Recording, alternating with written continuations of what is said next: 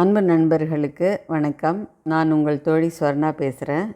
இன்றைக்கி எங்கள் வீட்டு தோட்டத்தை பற்றியும் பொதுவாக தாவரங்கள் பற்றியும் பேச இருக்கேன். எனக்கு பிடித்த விஷயங்களை பற்றி கூறணுன்னா இசை கேட்கிறது, குழந்தைகளோட விளையாடுறது, செடிகள் வளர்க்குறது, இது மூணும் தான். அதுக்கப்புறம்தான் மற்ற பொழுதுபோக்கெல்லாம்.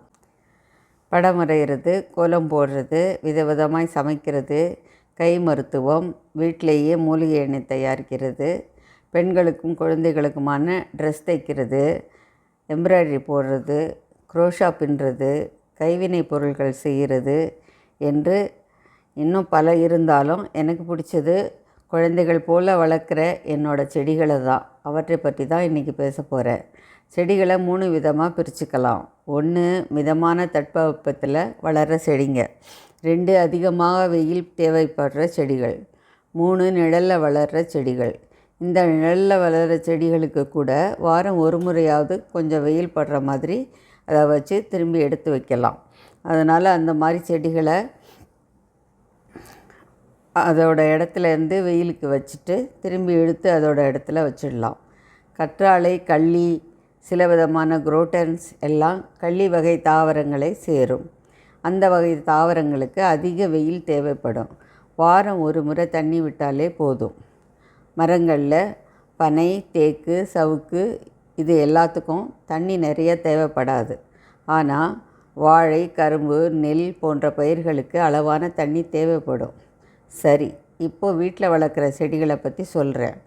வீட்டில் சிறிய தோட்டம் போடுறதுன்னா முதல்ல துளசி, கற்பூரவல்லி, வெற்றிலை போடுங்க.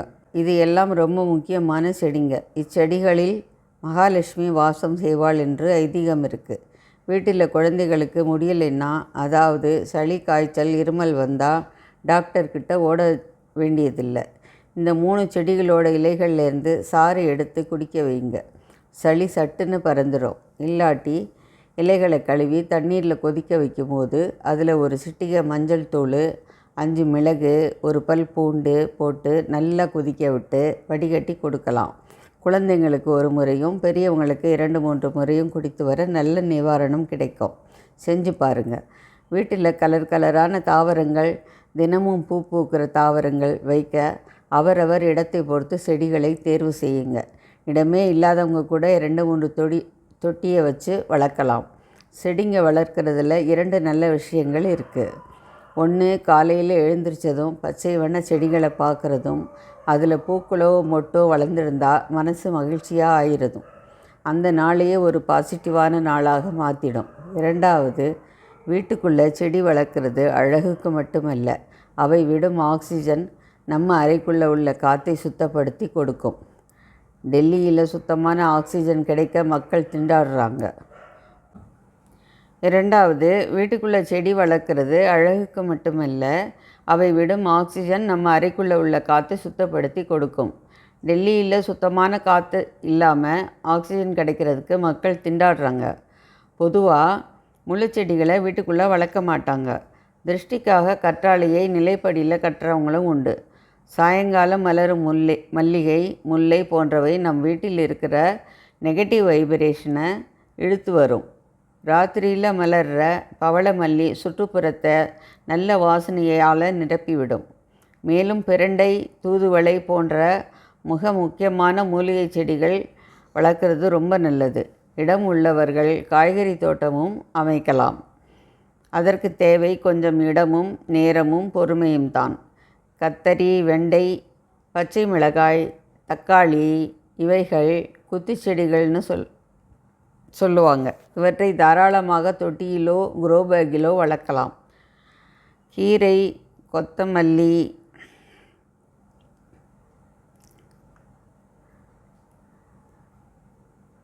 வெந்தயம் இவைகளுக்கு ஆழம் தேவையில்லை. உயரம் குறைவான தட்டையான தொட்டி போதும். வெந்தயம் 3 நாளிலேயே முளைச்சிடும். 1 வாரத்திலேயே சமைக்க ரெடி ஆகிடும். தொட்டியில் மண் எப்படி நிரப்புறதுன்னு சொல்கிறேன். தொட்டிகளில் செடிகள் பயிரிடும் முன்பு தொட்டிகளின் அடியில் தண்ணீர் தேங்காமல் இருக்க ஓட்டைகள் இருக்கிறதா என்று பார்க்க வேண்டும். மண் தொட்டியாக இருந்தால் அதிலேயே ஓட்டை இருக்கும். பிளாஸ்டிக் என்றால் நாம் தான் போட வேண்டும். அந்த ஓட்டையை போட்டுவிட்டு அந்த துளை மேல் சிறிய ஓடுகளை வைத்து மணலை 2 இன்ச் அளவுக்கு போடுங்க. அதன் பிறகு செம்மண் அல்லது சாதாரண மண் எது கிடைச்சாலும் போடலாம். தொட்டியில் 3/4 அளவு மண் நிரப்பிய பிறகு சிறிய விதைகளை மணலில் கலந்து மண்ணில் தூவுங்க. விரல்களால் பரப்பி விட்டு அதுக்கு மேலே விதை மறையிற அளவுக்கு மண்ணை போட்டு தூவி விட்டுடுங்க. விதைகள் முளைச்சி வர்ற வரைக்கும் தண்ணீரை ஸ்ப்ரே தான் பண்ணணும். எந்த காரணத்தை கொண்டும் குவளையால் வேகமாக ஊற்றக்கூடாது. முளை விடும் வரை அசைக்கவும் கூடாது. வெயிலும் காற்றும் மிதமாக படுற மாதிரி பார்த்துக்கங்க. அடுத்து பதியன் போடும் முறை. கொடி வகை தாவரங்களை தான் பதியன் போட வேண்டும். மணி பிளான்ட், சில வகை குரோட்டன்ஸ், மல்லி, முல்லை, வெற்றிலை போன்ற கொடிகளை எடுத்துக்கிட்டு சுமார் 1½ அடி நீளமுள்ள துண்டுகளாக வெட்டிக்கங்க. அப்புறம் அதில் உள்ள 2-3 கணுக்களை மண்ணில் படுக்க வச்ச மாதிரி அழுத்தி பதிக்கணும். அதன் மேலே மண்ணை போட்டு பரப்பி விடணும். அப்புறம் தண்ணீரை தெளித்து விடுங்க. இதுக்கப்புறம்தான் கவனமாக இருக்கணும். வேர் பிடிக்கும் வரைக்கும் தண்ணீரை வேகமாக ஊற்றக்கூடாது. ஸ்ப்ரே மட்டும்தான் பண்ணணும். செம்பருத்தி வகைகள், முருங்கைக்கீரை இது போன்ற செடிகளை தண்டு பெரியதாக இருந்தால் பிசுறு இல்லாமல் வெட்டிட்டு 3 இன்ச் அளவுக்கு மண்ணுக்குள்ளே பதிக்கணும். சுற்றிலையும் கையை வச்சு அழுத்தி விட்டுட்டு தண்ணீரை ஸ்ப்ரே பண்ணணும். திருநீட்டு பச்சிலை, இதை துணுத்தி பச்சைன்னு சொல்லுவாங்க. இதிலிருந்து வரும் விதை தான் சப்ஜா விதை. கடைகளில் கூல்ட்ரிங்க்ஸ் குடிக்கும்போது அதிலே போட்டு கொடுப்பாங்களே, அந்த விதை தான் இது. இது உடம்புக்கு மிகவும் குளிர்ச்சியாக இருக்கும்.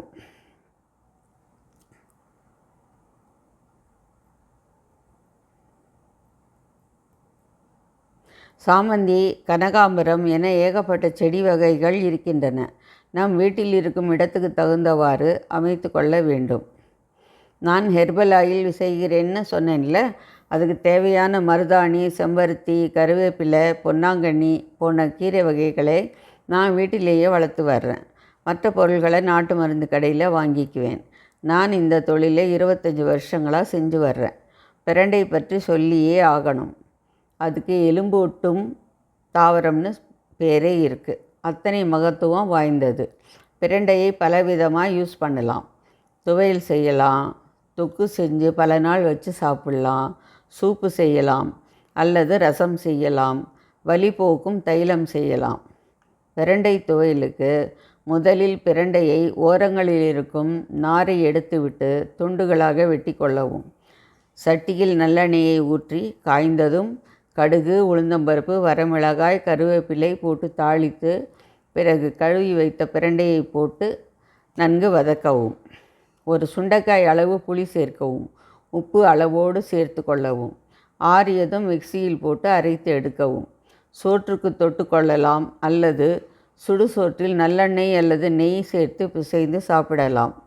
தொக்கு செய்வதற்கு கொஞ்சம் தாராளமாக எண்ணெய் விட்டு மேற்கூறியவற்றை வதக்கி ஆறவிட்டு மிக்சியில் அரைத்து மீண்டும் நல்லெண்ணெய் ஊற்றி சுருள சுருள வதக்க வேண்டும். வாணலியில் ஒட்டாமல் வந்த பின்பு ஆற வைத்து ஒரு பாட்டிலில் எடுத்து வைத்து கொள்ளவும்.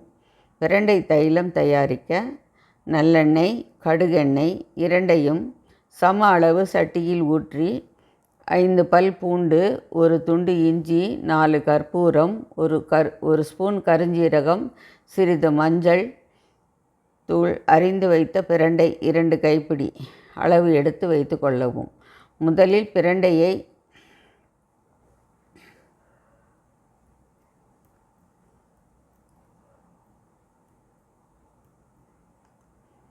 நல்லெண்ணெயில் வதக்கி நன்கு நிறம் மாறும் வரை வதக்கி எடுத்து தனியே வைக்கவும். பிறகு மேற்கூறிய பொருள்களை ஒவ்வொன்றாக எண்ணெய் சேர்த்து வறுக்கவும்.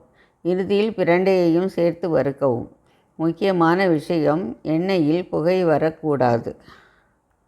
சிறு தீயில், அதாவது சிம்மில் வைத்து தான் இதை செய்ய வேண்டும். 3 நாட்கள் அப்படியே ஊற விடவும். பிறகு வடிகட்டி பாட்டிலில் ஊற்றி வைத்து கொள்ளவும்.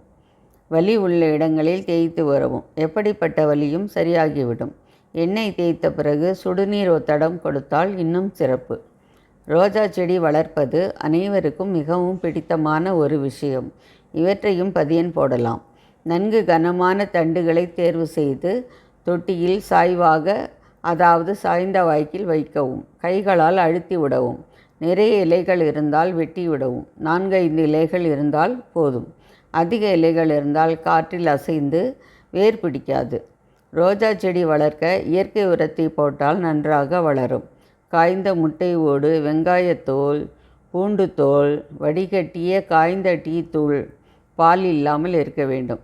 பிறகு இவற்றை ஊற வைத்து அல்லது மிக்சியில் அரைத்தோ போடலாம்.